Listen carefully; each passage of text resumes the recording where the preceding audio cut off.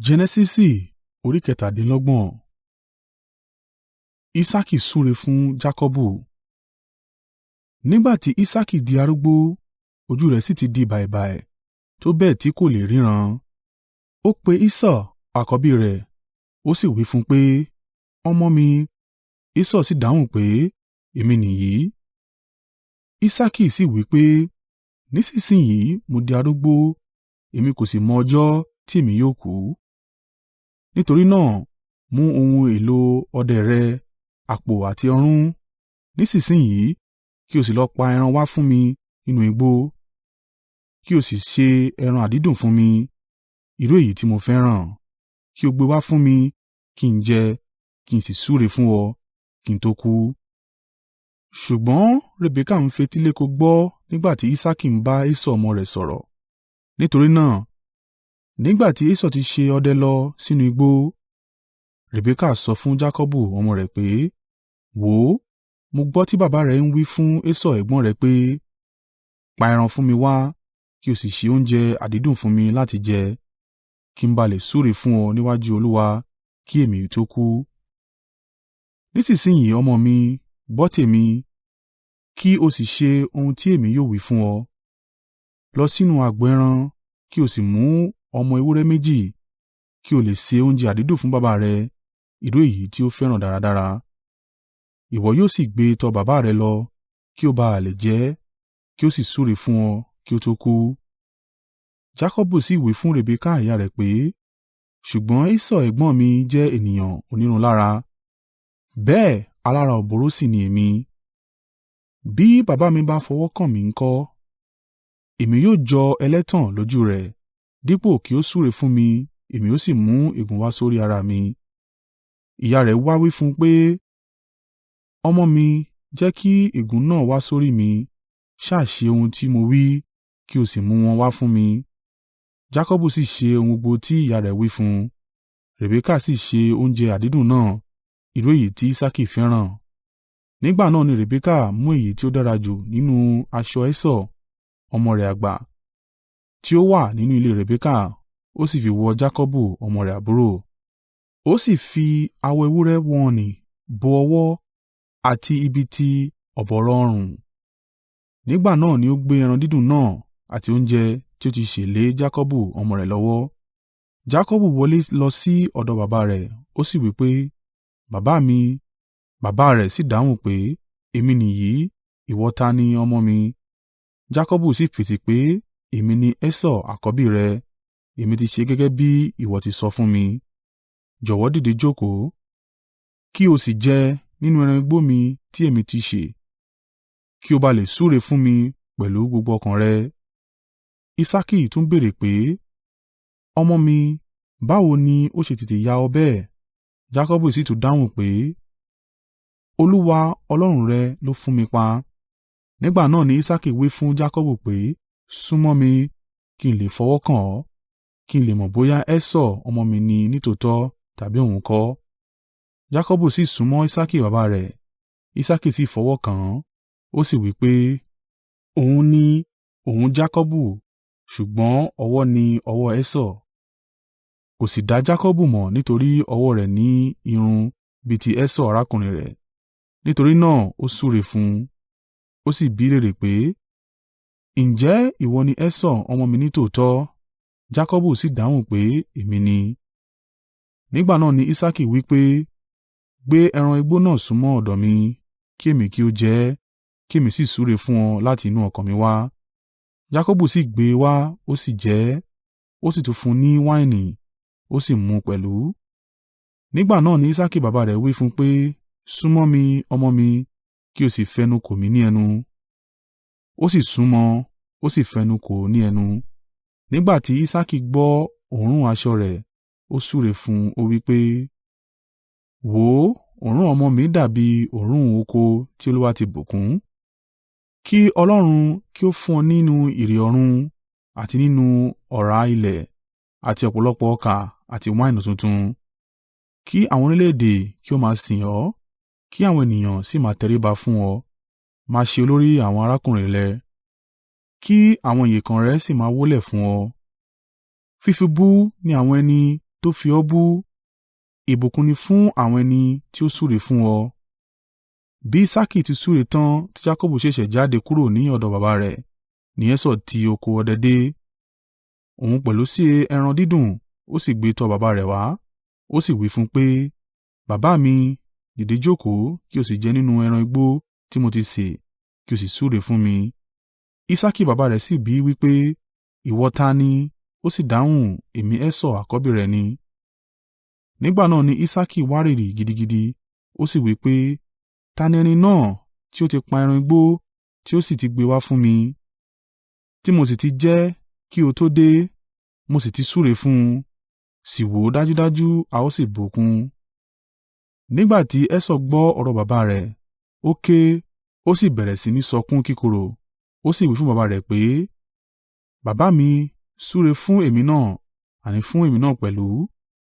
Ṣùgbọ́n Isaaki wí pé, “Àbúrò rẹ ti fi ẹ̀tàn wá, ó sì ti gba ìbùkún rẹ lọ.” Esau sì wí pé, “Lásán ni a pe orúkọ rẹ̀ ní Jakọbu bí? Ní ìgbà méjì yìí ni ó ti tàn mí jẹ. Ní àkọ́kọ́, ó gba ogún ìbí mi, nísinsin yìí ó tún gba ìbùkún mi.” Ó sì béèrè pé, “Ṣé o kò ha fi ire kankan sílẹ̀ fún mi ni?”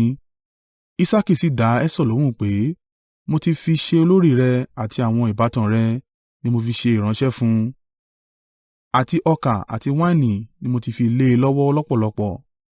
Kí ni ó tún kù tí ń bá tún fún ọ báyìí, ọmọ mi?” Esau sì wí fún baba rẹ̀ pé, “Ṣé ire kan ṣoṣo ni ìwọ ní lẹ́nu ni, baba mi? Súre fún èmi náà, baba mi.” Esau sì sọkún kíkankíkan. Isaaki baba rẹ̀ sì dá lóhùn pé, “Ibùjókòó rẹ yóò jìnnà sí ọ̀rá ilẹ̀, àti sí ibi ìrì ọ̀run láti òkè wá. Nípa idà rẹ ni ìwọ yóò máa gbé, ìwọ yóò sì máa sin àbúrò rẹ. Ṣùgbọ́n ní ìkẹyìn, nígbà tí ìwọ bá di alágbára, ìwọ yóò já àjàgà rẹ kúrò lọ́rùn rẹ̀.” Jakọbu sálọ sí ọ̀dọ̀ Labani. Esau sì kórìíra Jakọbu nítorí ire tí baba rẹ̀ ti sú fún un. Ó sì wí fún ara rẹ̀ pé, “Baba mi sá ti fẹ́rẹ̀ kú, nígbà náà ni èmi ó pa Jakọbu arákùnrin mi.” Nígbà tí Rebeka sì gbọ́ ohun tí Esau àkọ́bí rẹ̀ wí, ó sì ránṣẹ́ sí Jakọbu, ó sì wí fún un pé, “Esau ẹ̀gbọ́n rẹ ń tu ara rẹ̀ nínú pẹ̀lú èrò àti pa ọ́. Nítorí náà, ọmọ mi, ṣe ohun tí èmi yóò sọ fún ọ. Sálọ sọ́dọ̀ Labani ẹ̀gbọ́n mi ní Harani. Jókòó sí ibẹ̀ títí di ìgbà tí ìbínú ẹ̀gbọ́n rẹ yóò fi rọ̀. Nígbà tí ẹ̀gbọ́n rẹ kò bá bínú sí ọ mọ́, tí ó sì ti gbàgbé ohun tí ìwọ ṣe sí i, èmi ó ránṣẹ́ sí ọ láti padà wá. Èéṣe tí èmi ó fi pàdánù ẹ̀yin méjèèjì ní ọjọ́ kan náà?” Nígbà náà ni Rebeka wí fún Isaaki pé, “Ayé sì sú mi nítorí àwọn ọmọbìnrin Hiti wọ̀nyí. Bí Jakọbu bá fẹ́ ọ̀kan nínú àwọn ọmọbìnrin Hiti wọ̀nyí, ó kúkú sàn kí n máa wà láààyè.”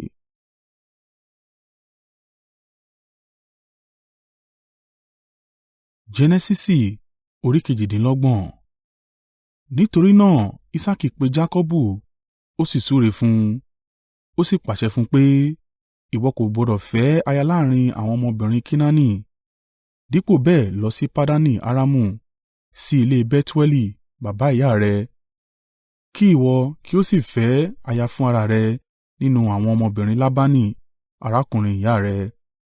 Kí Ọlọ́run Olódùmarè, Eli Ṣaddai, kí ó bùkún fún ọ, kí ó sì mú ọ bí sí i, kí ó sì mú ọ pọ̀ sí i ní iye, títí tí ìwọ yóò di àgbájọ àwọn ènìyàn. Kí Ọlọ́run kí ó fún ìwọ àti irú-ọmọ rẹ ní ire tí ó sú fún Abrahamu, kí ìwọ kí ó lè gba ilẹ̀ níbi tí a ti ń ṣe àtìpó yìí, ilẹ̀ tí Ọlọ́run ti fi fún Abrahamu.”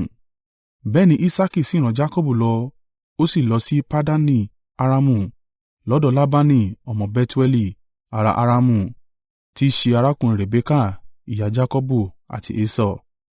Nígbà tí Esau gbọ́ pé Isaaki ti súre fún Jakọbu, ó sì ti rán Jakọbu lọ sí Paddani Aramu láti fẹ́ aya níbẹ̀, àti pé nígbà tí ó súre fún un, ó kìlọ̀ fún un pé kò gbọdọ̀ fẹ́ nínú àwọn ọmọbìnrin Kenaani, àti pé Jakọbu ti gbọ́rọ̀ sí ìyá àti baba rẹ̀ lẹ́nu, ó sì ti lọ sí Paddani Aramu. Nígbà náà ni Esau mọ̀ bí Isaaki baba rẹ̀ ti kórìíra àwọn ọmọbìnrin Kenaani tó.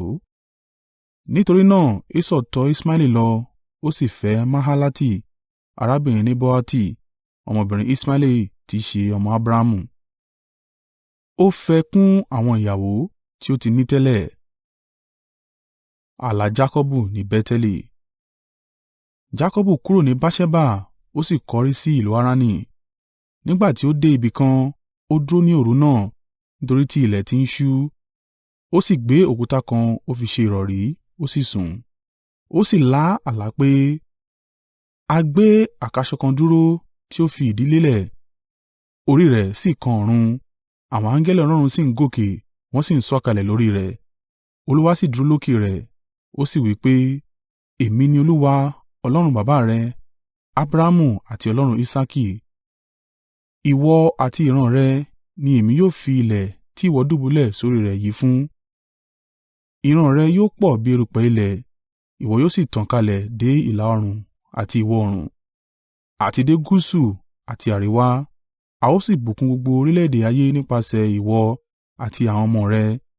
Èmi wà pẹ̀lú rẹ, èmi yóò sì pa ọ́ mọ́ ní ibikíbi tí ìwọ bá lọ. Èmi yóò sì mú ọ padà wá sí ilẹ̀ yìí ní àlàáfíà. Èmi kì yóò fi ọ́ sílẹ̀ ní ìgbà kan, títí tí èmi yóò fi mú gbogbo ìlérí mi ṣẹ. Nígbà tí Jakọbu jí lójú oorun rẹ̀, ó rò nínú ara rẹ̀ pé, dájúdájú Olúwa ń bẹ níhìn-ín yìí, èmi kò sì mọ̀. Ẹ̀rù sì bà á, ó sì wí pé, ìhín yìí ni ẹ̀rù gidigidi. Ibi kì í ṣe ibòmíràn bí kò ṣe ilé Ọlọ́run, àní ẹnu ibodè ọ̀run nìyí.